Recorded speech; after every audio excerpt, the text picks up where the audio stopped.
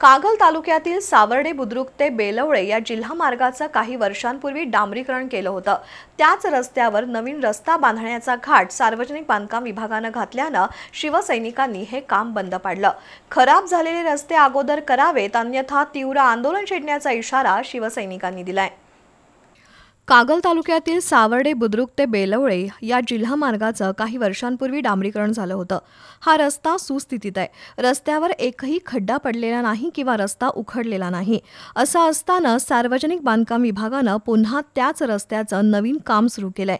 याबाबत शिवसेनेचे जिल्हा उपाध्यक्ष संभाजी भोकरे, अशोक पाटील आणि शिवसैनिकांनी संतप्त भावना व्यक्त केल्या। तालुक्यात अनेक ठिकाणी रस्ते खराब झालेत, या ठिकाणी नवीन रस्ते करावेत।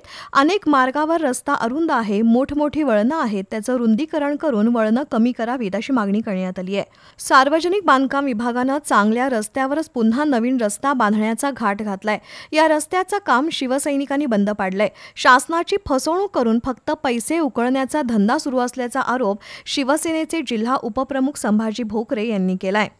कागल तालुक्यातील सावर्डे बुद्रुक ते बेलवळे खुर्द हा रस्ता 9 कोटी रुपये रस्त्याला खर्च झालेले होते, आता केलेत शासनाने।